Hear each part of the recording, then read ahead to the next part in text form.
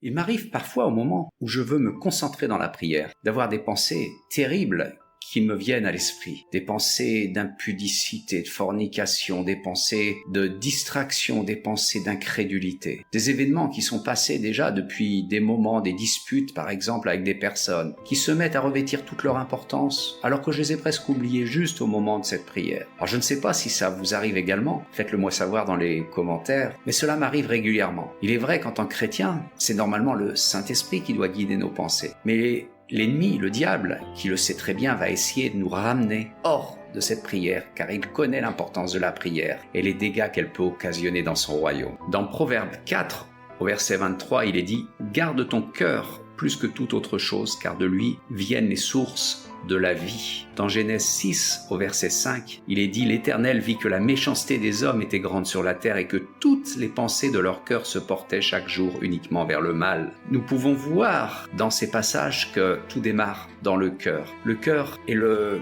centre de la création des pensées. Et une fois la pensée engendrée, une belle pensée va engendrer le bien et une mauvaise pensée va engendrer le péché, le mal. Elle va engendrer une action qui va nous faire tomber dans le péché. Et bien sûr, le diable qui le sait va utiliser tout un artifice pour nous mettre des pensées à lui dans le cœur et non pas des pensées de Dieu. Dans 2 Corinthiens 10 au verset 5, il est dit « Nous renversons les raisonnements et toute hauteur qui s'élève contre la connaissance de Dieu et nous amenons toute pensée captive à l'obéissance de Christ. » Dans Philippiens 4 verset 8, « Au reste, frères, que tout ce qui est vrai, tout ce qui est honorable, tout ce qui est juste, tout ce qui est pur, tout ce qui est aimable, tout ce qui mérite l'approbation, tout ce qui est vertueux et digne de louange, soit l'objet de vos pensées. » L'importance des pensées, l'importance de ramener ces pensées captives à Christ et de laisser le Saint-Esprit nous guider, de refuser toute influence de l'ennemi. Nous avons autorité. Dieu nous a donné l'autorité. Il a dit dans Matthieu 18,